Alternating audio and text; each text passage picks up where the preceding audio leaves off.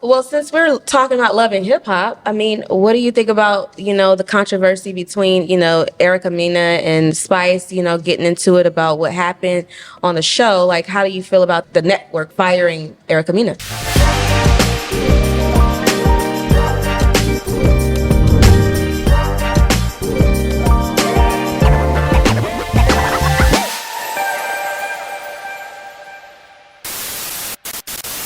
What's up, everybody? I'm your host, Sommer Nicole. Thank you for tuning in to Kiss Talk Podcast every week. Today, we have a special guest. And I mean, he is such an amazing person. He's a businessman. He is a serial entrepreneur. And he also is, a creator. So I would like to introduce you guys to Leo Marshall. Thank you, Sommer. I appreciate you. What's up, Leo? What's up, Sommer? Thank you so Sommer much. Nicole. Sommer Nicole. Yes. Thank you so much for being on the show today. I really appreciate you for being My here. pleasure. I mean, to get you in the chair with me is like, that's not unheard of. Sommer calls, I must answer. Yeah, you have a lot going on. You really do. You're like, Leo, can you? Yes. Is it possible? Yes. Leo, I'm like, you really have to ask. Yeah. Even though I don't do too much outside, on social media or nothing. So you call me, I'm like, yeah, I'm here for you. Just let me know. I really appreciate you. Mm-hmm. You have been a blessing to me throughout my career, and I just appreciate you for being on the show with me. And we want to dive into some things that are important because a lot of people want to know Leo Marshall. Do they? Yes. They People wanna want to know. know Leo. Even though Leo Marshall is low key, but he's still that dude. Like, Okay. I am low key. I try to be low key. You low key, but Stay out of all the craziness. but you're well respected. Thank you. In the industry and in a lot of different industries, from the real estate to directing with Love and HipHop and creative directing with Love and HipHop, and to just being a renowned photographer. You are awesome at what you do, and you've been doing it for many years. Very polished at what you do. Try to maintain that creative thing. It can be difficult, but you just have to maneuver the right way in this industry. Most definitely. Yeah. Most definitely. So let's dive into it. So tell us where you're from. Okay. Born in Chicago. What? Chi-Town. Born in Chicago, Chi-Town, Cook County, baby. Okay. That's the hospital out there. But we moved to LA when I was 12. Oh. And raised North Hollywood, went to school out there and went to college, San Diego State, and learned the industry really just being around great people in LA. And a lot of my friends were in the music industry or television or film industry. So I got a taste of the television industry, and I always was into that. My parents loved black and white movies, so they used to rent tapes. Oh wow! Because they're older, so they used to rent. They would go to the library and just rent tapes because HBO and all that wasn't really popular. There wasn't a lot of TV channels out there, so my father was really into that, and my mom. So I just got into the movie industry at a young age, and he always talked about the movie industry. So just growing, I'm like, that would be cool to film that. I thought it was beyond my reach to even do something like that, be in television or film, because sometimes you separate yourself, what you may see what's possible, and you think you can't do it. And then just meeting great people as I grow, I'm like, yo, if they can do it, I can do that. And then just start following my dreams, honestly. That is amazing. Yeah. So wow. Cool. Been able to meet some great people through my travels, so it's been cool. So did you learn photography and film production, TV, television and film production in school, or what was your major? Yeah, they denied me at San Diego State to be a television and film major because I had nothing in my portfolio. That was just something I wanted to do in high school. Isn't that crazy? Yeah, they were like, well, you have nothing to even show us what you can do. And they're like, well, how about you start in communications? So I started doing communications. That was my major. I went into communications at San Diego State. But my high school girlfriend at the time, her father was in the Temptations, right? Wow. And two of them were my next door neighbors. So I was always at Motown or Capitol Records, and I was on music video shoots growing up at 15, 16, 17, 18. So I saw the processes of what it makes or what it takes to actually create a music video. And then also when I went on tour with them here and there, like their shows, I saw, the lighting setups, and I was just around different people. So I was just learning a lot, not even knowing I was learning things at the time. And that's basically what happened. And then in college, I started being on more sets. Here and there, my friends who did that would hang out on sets, sit with the directors, because I was that young kid that was pretty chill. And I just saw movement and understanding, and then how to actually put a production together, and then understanding that. And I learned pretty fast. So yeah. And I'm sorry to cut you off, but who were some of your mentors in that time? Like, oh wow, the gentleman that really inspired me, he probably doesn't even remember. I was able to hang out with him on several occasions. F. Gary Gray, he's a director. He directed a lot of amazing movies. His earlier movie, well, his biggest movies, he did, The Italian Job. He just did the last, I think number 7, Fast and Furious. Oh, wow. He also directed The Negotiator with Kevin Spacey, Samuel Jackson. So he was somebody that I used to hang out with a friend of mine that introduced me to him. And I saw him on a lot of sets. He's a young black director. Similar energy, pretty chill. No was he once, but just a chill guy, and just followed his dream and graduated from school. I'm like, okay, I like what he was doing. So that was inspiration, watching him move and directing his music videos at the time. He wasn't in movies, but then he actually got a break got a big movie, and I'm like, okay, that's dope. So that's one of the guys that I looked at. That's awesome. It's always great to have people that you can learn from and get inspired, at a young age too. That's awesome. Okay. I was going to say mentorship is important. It is. I tell everybody, because I know I'm fortunate to be able to follow my dreams, but I do believe in mentoring those that need help. You know what I'm saying? I agree. Be giving of the God's gift, because I know for me, it's nothing. I didn't work hard for visions in my head. That comes naturally. Now, to work through it, to make it happen, that's something that you have to do with your own hands, right? But people often needs to show that they could, if you could do it, I could do it. So anybody ever has questions, I'm always open to share my knowledge base. I used to go up to the Boys and Girls Club a lot and take the kids out to the games, the Falcons games, the Braves games, or to a good Atlanta Hawks games, and just basically teach them what I know. Yeah. So I think that's important. Mentorship's important for sure. It's very, very important. And forgive my energy level, I'm a little bit under the weather. It's okay. I'm a little bit under the weather too, so it's okay. So we both chill. Chill right now.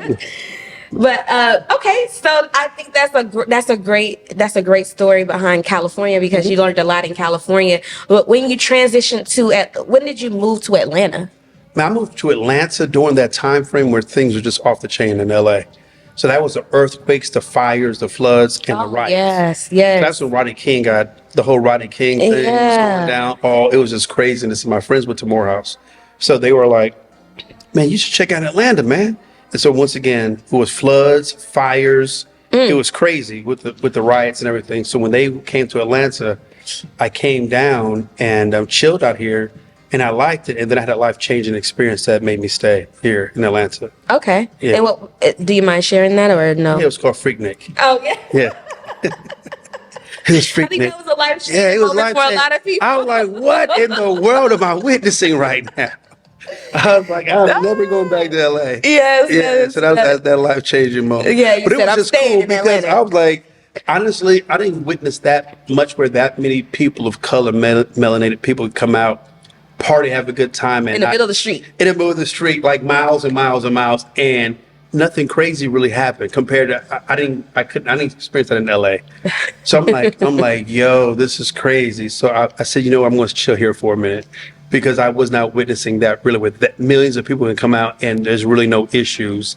So I just made this my home. Okay. Yeah. Well, I wasn't old enough to go to the Freaknik, but I heard a lot about it. It was crazy. Yeah, you can literally walk. Anybody that knows Atlanta, you can walk, man, from the underground to Buckhead, and the streets were blocked off. Everything. And everybody's just out the cars, just dancing. And Street. Further than the underground, you can go to AUC, you can go all up to Buckhead, you can go to East Point, everywhere you went, it was just a party. Wow, and that's I'm awesome. like this, and the Piedmont Park would be packed. People would go. It was nothing. I never experienced something like that. Yeah. So I said, you know what? Atlanta is pretty cool. I've never seen that many black people just have a good time and relax. And I said, this is something I can build on potentially, where it's not that much drama and have more of a family vibe. So when I'm big on that, so that was cool. You actually moved here and started working. And you was working on some projects. Can you tell me? It took me a few years to get grounded, honestly, for me to meet the people. But what I learned in LA, what I was witnessing, because I was really involved in that TV film background in LA with the people I knew, and people, when I was hanging on sets and just be around some great talented people. But what blew me up here was really my photography. Your photography. Photography, because television and film wasn't yet really large here in the Atlanta market, but I knew how to shoot somewhat, and I was helping a gentleman by the name of Warren do a lot of big fashion events in Atlanta, helping him out as well, because I was in the fashion thing a little bit as well. And then the city of Atlanta wanted to do this big event called the Spirit and Splendor of Atlanta, where they actually recognized, I think this is 2001, where they recognized different genres of Black excellence in the creative world, right? Okay. So it was in terms of you being a playwright, a poet, a cinema photographer, design. If you were a choreographer like Debbie Allen, they might have recognized Debbie Allen or John Amos as an actor. And it was big sponsors from Delta, Coca-Cola, the Marriott, the Atlanta Journal-Constitution when they were around. We had a lot of big sponsors, and American Express, I believe, was a sponsor. And they just heard me doing these big fashion shows, so they called me to ask me if I could be the director of their big e-fashion event. So I was able to fly in models and designers from all over the world. Wow. And I had a big budget, and I got the Woodruff Arts Center, and that was my first big thing I put on, honestly. And I invited people from the Versace, the people that handled the stores for Versace, because they franchised the stores out. So a lot of the stores that did the Versace stores, the Calvin Klein brand, Sean John, I invited all the big name brands out to watch us. It was a really big event, fashion show, a lot of great talent and models and designers. And my second show, they hired me to help put together the Versace show. And then Calvin Klein wanted to put some shows on in Atlanta, so they hired my company to do that. Okay. And I was shooting the models behind the scenes too. Even I was a producer, choreographer. So you was just running the whole set? I was running the whole set. I was a young guy doing that, and everything was going well. And then the agencies who saw some of the pictures that I took of the models were like, "Lee, how much do you charge?" And I was like, "Charge? What are you talking about? I do this for fun." So that's how I started transitioning, because I did it for fun, but they loved my eye and the way I shot the models. And I started shooting more than the fashion world. And a long story to make it short, honestly, within 6 months of me actually just shooting, maybe 8 months, a friend of mine named Saisha, gave her a shout out, Saisha Beecham. She was working with a company called Ethnicity Models. I remember Ethnicity Models, yes. Lashana, and she they're putting a calendar together. And I wasn't really shooting like sexy girls at the time. I had a fashion background, and I said, okay, well, we're actually in Miami. Can you come down and give her a price? So I shot the Ethnicity Models calendar, and these were the top video vixens of the time back in the early 2000s, and that blew up. And then different magazines hit up Lashana about who shot her calendar, who shot her models for. And she said, Leo Marshall. And then she was sitting there, she's like, well, these magazines want you to shoot these spreads for them. And she's like, how much do you charge? And I was like, honestly, I never shot for magazines before. And she said, I'll negotiate for you. I'll work it out for you. And I'm like, all right, bet. So that actually took my career a whole nother direction I never really thought about, honestly. Yes. And I was really traveling the world shooting for all these magazines. And that took my career in a whole nother direction. So I did that for several years, shooting a lot of different magazines, a lot of the video vixens, and then I started shooting I got into the beauty world. Yeah. Started shooting, not just shooting for the magazine, even though that was good for me, lucrative at the time. Things have changed nowadays, because they would pay me for the shoot, pay me for the locations, pay me per page that the images came in there. Those are much bigger budgets, and then paid me for each retouched image. Nowadays, a lot of photographers, they just shoot to get their stuff in the magazine. Yeah. And I saw that happening in the marketplace, a shift where there people who wanted to be the photographer, they was willing to give their photography for free. So I knew that wasn't going to last too long. So I had to start shifting in the game, and I started focusing more on beauty shoots. Yeah. Shooting big, beautiful campaigns, and then to start shooting large beauty campaigns. And it's so crazy. I remember back in that era where you were like dominating the industry with that. I mean, you were like the go-to photographer for all of those major campaigns, Yeah. and even when Candace Stevenson, all those people were out, sure. and you were. I remember seeing you on Never heard that name in a while. Candace. yeah, Candace Stevenson. She's doing real estate. Yeah, I know. She's doing real estate. I mean, it was like around that time, and then that's when I came out with the Kiss models and stuff. And so because I was so inspired by all the things that was going on around that time. At those studios. Yes. And I mean, you were killing it. I mean, you're still killing it, but you were killing it in the photography game for real. And I know a lot of people wanted to work with you because of your work. I mean, it's just beautiful. Thank you. And I tell people, not just being a creative is important, it's how you maneuver through the industry. Oh, yeah. To have longevity. I said that's the biggest thing. And marketing is important. And then I wanted to make sure that people knew me before they met me. Yes. That was the biggest thing. I wanted my work, so promoting my craft was important. I made sure the right people saw my work that I knew they were booking. And I always said to myself, who do I want to work for and how do I let them know I exist? Yeah. And I don't want to tell them I exist. I needed somebody else to tell them I existed. So when I walked into the room, they said, oh, you're Leo Marshall. I'm like, how you doing? So that was my plan of marketing. And I tell people as a creator, I said, that's going to be, it's really important that you stay focused on your craft, be really good at what you do, and then market the right way and meet the people that you want to work for. And that's how you build your brand. That's awesome. I mean, he just dropped some gems now, y'all. So make sure y'all took notes. Okay. So I just want to go into, okay, you started in television and film and production first. In LA. In LA. And then you moved to Atlanta, and then you took over the photography industry. Then that sounds major. I mean, but you did. Wow. I mean, you really did. I was shooting a lot. When you look back on it, I'm like, yeah. When you look back, I'm like, yeah, I was shooting a lot. A lot. Your resume is long. I was like, wow. I have to give my roses. I have to give the roses to where you deserve them. So I want to tell you how amazing you are. When I meet a lot of photographers that I love their stuff, and when they meet like Lee, I used to look at all the magazines. I saw your name. You was in Atlanta, man. You inspired me. I'm like, oh, I didn't know that. Thank you. Yeah, you gotta give me. I have to give you your roses. Thank you. So now you transition now into directing for reality TV. Yeah. So how did that opportunity come about? Well, I was because I started shooting more commercials, right? And so my commercial with me doing the stills for these larger campaigns, different companies from the L'Oreal brands to Design Essentials to a lot of hair brands. I was shooting their commercials from Luster. I was shooting their larger campaigns or directing. And as I was directing and producing those commercials, the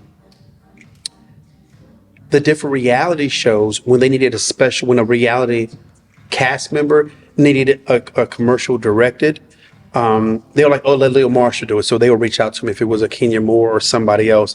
So when I was on set, I was a special guest director being filmed, directing something. It was like Lorianne Gibson, I believe her name was, when she had her dance show. Oh, yeah. I was a feature director on that. So I started meeting more people in the reality show. And people were like, well, you have a good eye. You know how to direct well. You should get into this. And I'm like, well, I don't know if I want to do that. So it was always in the back of my mind because Atlanta started blowing up in the reality show world. And I had a few different opportunities to potentially come on different reality shows. But how I got on, I did a few other shows. I can mention them, but what really took me to the next level is my boy Slick23. Give you a shout out, Slick. Slick, I love Slick. That's my boy. Yeah, great talent. I think he's a genius in terms of his creativity. Yeah. And being that I was a commercial director, they asked me that he talked to me about coming on and helping him out on the show because he was directing. With Love and HipHop? On Love and HipHop. He did a lot of other shows. And when they so what happened, it was actually at COVID. So when COVID was over, all the shows opened up around the same time. So it was an influx of every single show needed to shoot at the same time. So he's like, Leo, are you interested in doing this? I want to pitch you to come on board and be the DP. I know you haven't that's not your wheelhouse, but I think you can make it look amazing and beautiful. And I was like, well, I said, well, let me see. Do I want to go in that direction after because I was putting a whole plan together during COVID, what I want to do. So I saved my money up. I was saying, this is what I want to do. I want to get into the equipment world. So I was buying a lot of equipment, right? I was working on all that, thinking what direction I wanted to go into. So I prayed about it. And when it cost it, I said, and I started really seeing that coming together in my head. Because I had a very clear vision when he was talking to me, what I could potentially do with the shows. And it worked out where I got on that show. And I became the DP of that show. And another show came up that he became the director on. They asked me to take over Love and HipHop to produce that show, direct it. And that's how I became the director for these. Oh my gosh! This last Isn't that a 2 story? seasons now, yeah. So it's 2 seasons that you've been the actual director or creative director for the show. Director for the show, and I've been the vendor as well. So a lot of other shows that I was doing, what they liked from what I said earlier. During COVID, I was just really making moves, really getting all the equipment. So I started buying a lot of equipment because things I believed at that time, because I think having vision is very important. Yeah. Right? Looking beyond what is going. I said when everybody starts shooting, there's not going to be enough equipment. Yeah. Because if everybody's shooting at the same time, it's a lot where of they people get all the equipment at? Exactly. So I invested a lot of money into buying the equipment that I believe shows, not having no contacts. And I normally don't do that. I try to have everything sold or rented before I buy something. That's normally my mantra. But I really did have a clear vision because I saw potentially where the marketplace was going to go. So I just invested in a lot of gear, trucks, cameras, lenses, all the lighting, everything you would need to do production for television. Leo, you have like 10 cameras, 20 cameras on set at one time. It's crazy. Yeah. Mm-hmm. Different shows, yeah. I've seen videos where you have like so many cameras. I'm like, oh my goodness. I think that was 14 cameras. That was for family reunion, I think. 14 cameras for family reunion. So I've been very blessed to get the contracts for a lot of the number one shows on television, where it's the MTV, VH1, BET, we did thank you, E1. So different shows, they hire my company to, as a vendor, to supply all the gear, everything all the monitors, everything you need. So listen, guys, LMC Management, if you need anything, feel free to contact me on Instagram. We have everything you need, from REs to all the gear, all the lighting, all the support equipment for number one shows. So anything you need, just give us a contact, give us a call, we'll supply it for you. Yeah, so I'm blessed. You just dropped that. Yeah, so if I'm talking this camera, so that's the blessing that they, because they do trust me with their biggest shows on television. Yes. So that's the big thing. Is like, I'm like, wow, they do trust my company to supply all the gear for the biggest shows in America.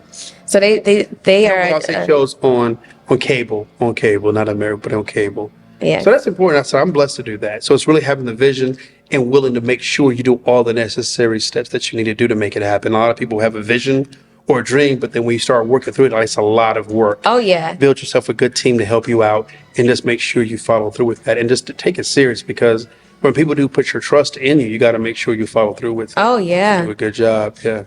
That's important. Well, since we're talking about Love and Hip Hop, I mean, what do you think about, the controversy between, Erica Mena and Spice, getting into it about what happened on the show? Like, how do you feel about the network firing Erica Mena? You said, what do I think about the network? The network is great. But it's unfortunate what happened, honestly. You always wish when you're filming those things that things will go different. We don't ask any talent to do anything on TV or on the show like that. So it's unfortunate that happened. And when you watch it, the network does listen to. You don't know how the America is going to receive things, because it was unfortunate. And I really do hope that things can be worked out, and and Erica learns from this. Honestly, and Spice, everybody moves different when you're angry, because when you're angry, you do say things that could potentially be hurtful.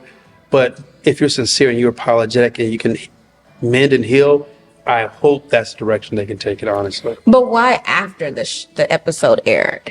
Why? Yeah. I can't really speak on that, why it happened afterwards. Because when it happens, we don't know what's going to happen. And you don't know what a cast member may say after the incident may happen, when you have a week or 2 or 3 weeks or a month to say, okay, let me reevaluate what has happened. What can I do to fix or amend that? You don't know what's going to happen because we can't force nobody to do anything. And I think that's the position they were in terms of, let's see, and I can't really speak on the network. And maybe it was like long deliberations. I can't really, because I don't really know why they did that. It has nothing to do with me as the director of the show. But I really hope that it works. It's a learning experience for everybody. To be honest. Yeah. Okay. Not to go too deep in. I just want no. I like your honesty, and I like how transparent you are. You know. Okay, so let's dive into real estate, because I'm a real estate agent. I always have to ask my guests about real estate because I think that's a topic that needs to be discussed because a lot of people are wealthy and successful because of real estate. And so tell me, are you investing into real estate? Is that something you are interested in the future? What's your plans with real estate? Yeah, I did some deals back in the day. I had a property. My first property, I purchased a property and I rented out to a renter. That went okay. This was years ago. Then I purchased a home built from the ground up. That went okay. Now I've learned a lot in terms of real estate, in terms of not diversify my portfolio, which I think real estate is a means to grow wealth, honestly. Yeah, with that being said, I know a lot of great contractors. Atlanta is a great market to invest in. Yes. Prices are out this roof right now, so you just have to find those deals. Yes. Sommer is a real estate agent, so if you guys need some real estate agent, call Sommer. Call me. Sommer Nicole. Thank you. I'm even talking to different, because different people I know who are great investors that I know. They've built a lot of great properties from condominiums to townhomes, and they've given me a lot of great advice. And I've taken that advice and I'm saying I'm doing it myself, honestly. Doing it myself just because you have vision. If you're a visionary and you can follow through with a vision, I think that's important to step on that, not just being a real estate investor, a director, creative director, producer, photographer. It's really being a manifester. Yes. I think that's the biggest thing. I agree. Really see yourself doing it, and not just seeing yourself doing it. Think about the steps you need to do to make it happen. And that's how I am. I really try to visualize, and I do sit back when people think I'm quiet and by myself in the corner. I'm really just focusing and visualizing everything I need to do to make things happen. And I do find myself being lost in that, but I've learned not to live in my dream state. I have to now move into the do state. Mm-hmm. You know what I'm saying? Being the doer. And then even if I don't know everything or how to make it happen, once I see it, the right people always comes. And then I also have to evaluate if that's not the right person, if they're just an imitator. You know what I'm saying? I've got better at that as I've gotten older. The real people are going to come if there's a hole in something that you're trying to fill, the right person is going to come. So I've learned just move forward, manifest my thoughts and ideas, and basically every single day as a photographer, director on a show, every idea that I have, I see it manifested the next day. Wow. On television. So that actually trains yourself. Anything that you do think, even though it's a large scene, if I'm saying we want this to happen, we're on the phone with the team, with our production team saying we're trying to do this, and they ask me, well, I want, okay, we need this venue, we need this look, we need these props, we need these people. We work together to make things happen on a daily basis. That really trains you. Every idea that you have, if you work on it, it can happen. Yes. It is really just creating your movement and making it happen. And anybody can really do it. It's just really believing that you deserve it. I agree. Yeah. That's get too deep. Man, I mean, but we need this. This is Sunday. I can't start preaching. We need this type of we need you to speak like that because a lot of people look up to you. A lot of people need to be inspired.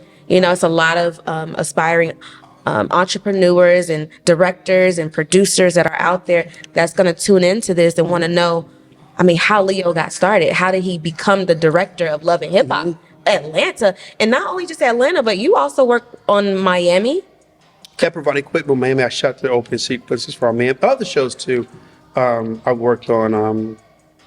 Man, I can't even name them all. You worked on a lot of shows. I've worked on a lot of shows. Yeah, yes, worked on a lot of shows. Yes. So yeah, it's just really, honestly, it's really believing in yourself. But if you don't believe in yourself, how can I say this? Some people believe they can only do things on a certain level, right? And I remember, okay, here's a perfect example. Surrounding yourself with different people and the way they think really elevated the way I thought. I remember when I was shooting and I wanted to charge a certain rate as a photographer. People said nobody would never charge that. Like, that's too much money. I'm like, but I know people who get charged that. I mean, they charge that rate. I'm like, well, look, that's a lot of money. Models don't pay that. Now, I said, well, then I need to hang around people that will pay that. Who will pay that. Yeah. I need to really watch my network of people because that's going to determine my reality and my net worth as well, because often people are trying to tell you what's not possible. You know what I'm talking about? Even as a photographer, I'm going to open my own studio. Well, people are not going to pay that much money. They're not going to do that. So I had to really realize I need to really hang with the people that, it's almost somebody, because people buy Ferraris, people buy Maybachs, people purchase high-end cars. Yeah.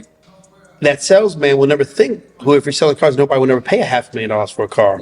That's too much money. And that same person that's selling a Hyundai, they have to put the same amount of work in, selling a Hyundai to a Maybach.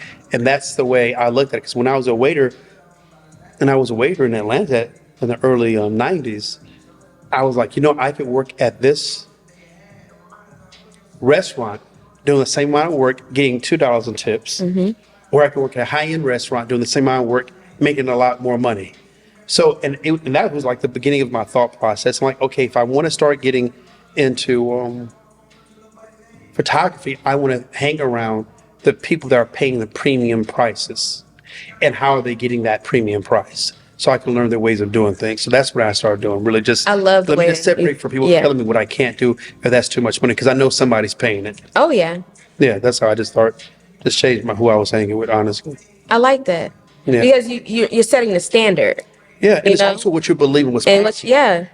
When I was at the Boys and Girls Club and I was helping with the kids, a lot of them never left. It was called, Hollywood Homes. It was right off of Venice Memorial, right? So it was called Perry Homes.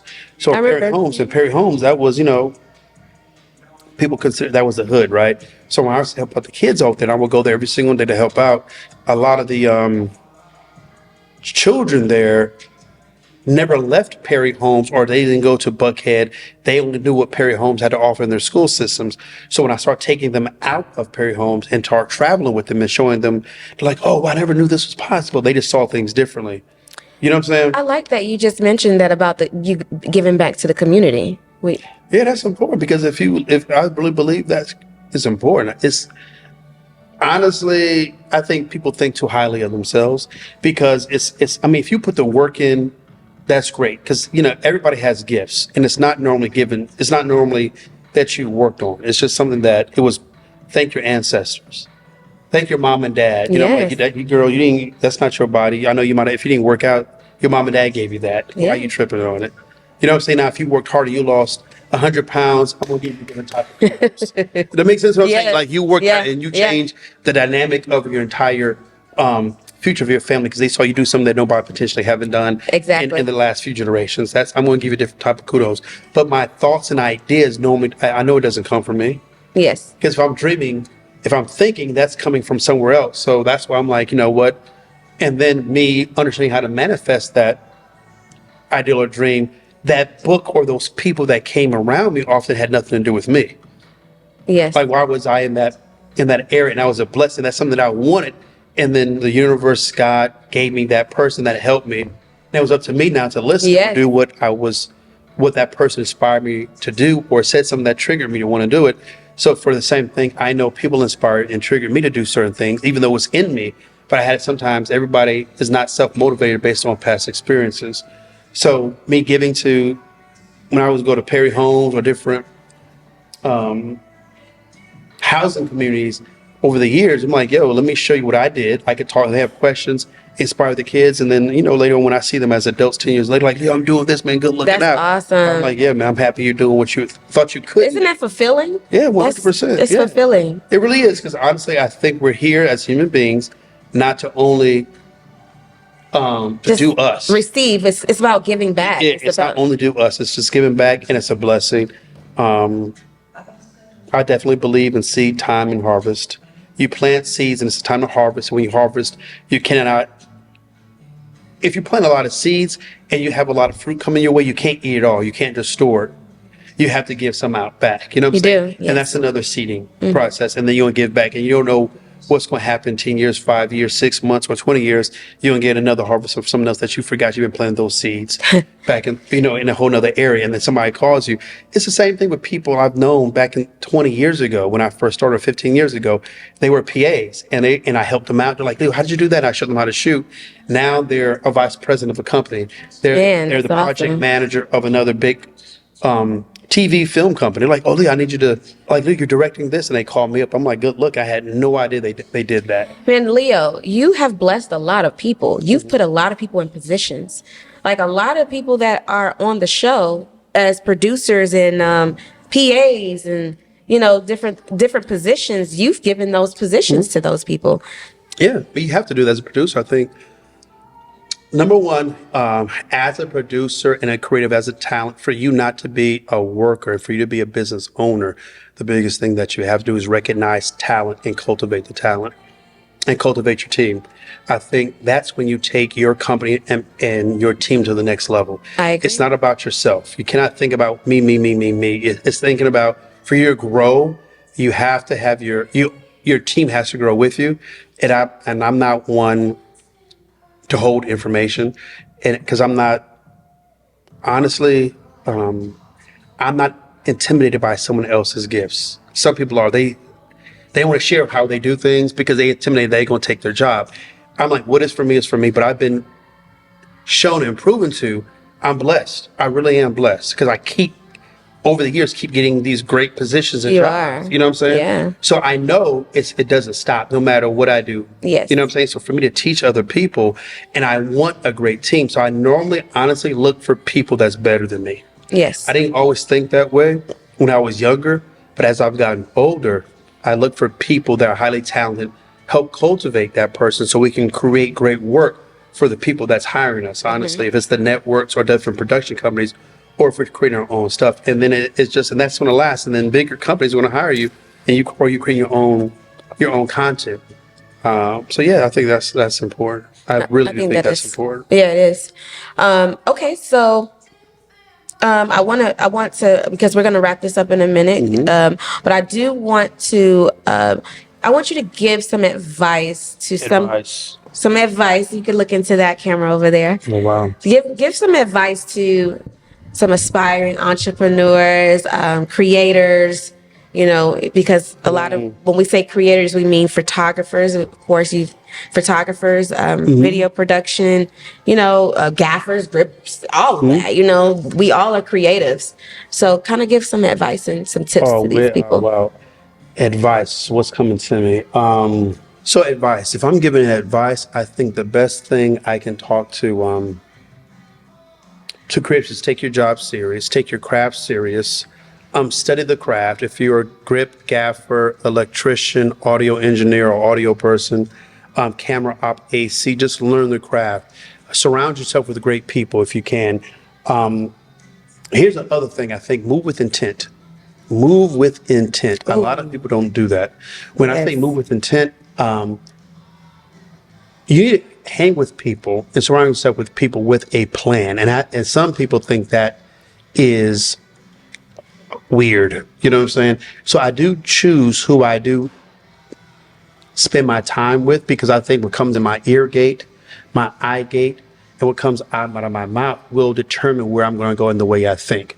So the people that are around me, I want them to be thinking a certain way because that will inspire me. And for example, I don't mind, and I think it's important that you uplift people. So if I divide people in thirds, right, and people think, why you think this way? But I believe I have to pull people up. So a third of the people that I don't mind hanging with, they have not gotten there yet, and the knowledge that I have gotten, I could share that with people. So I could share the knowledge. So everybody, it's not about people that they're there and they got it yet. It's the people that I believe I'm going to be around that I can help. The other third may be on my level. Those are my peers, right? These are the people that are doing what I'm doing and that we're making things happen. The other third of people that I make sure I hang with are people I'm trying to aspire to be, right? So they're inspiring me things that are how they're doing it, why they did it, and how are they maintaining it, right? So when I'm around, when I'm going out, I just can't hang with people where I'm at all the time. If I want to be a general, I need to hang with generals, right?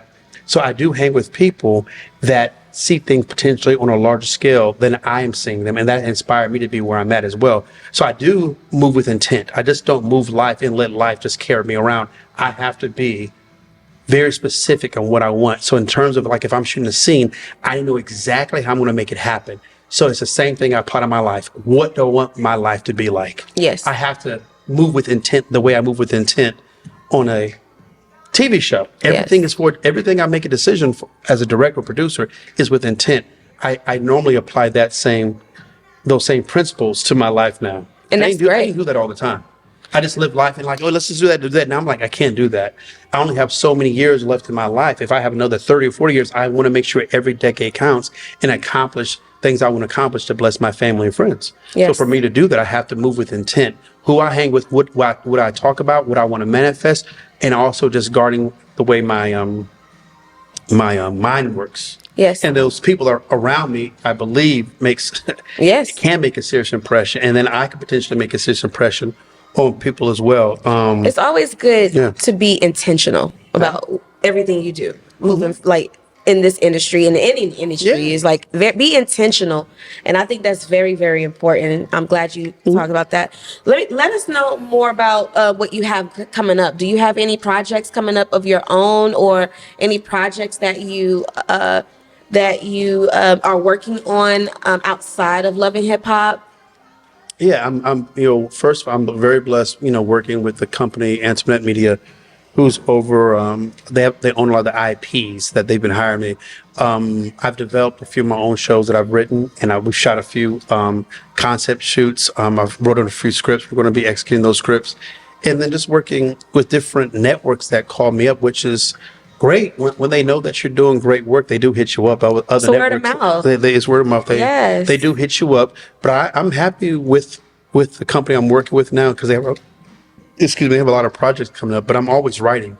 I have a few scripts that I wrote, or scripted shows, and put them out there, see what happens. And if not, I'm just going to shoot it myself because I want to make sure that I had the wherewithal to execute any of my own ideas. Yes. That I put myself in that position. If no one else believes in me, I'm gonna bet on myself and invest in myself. So I think that's important to invest in yourself. Yes, investing in yourself. Invest in yourself. That's important. Yes. Yeah.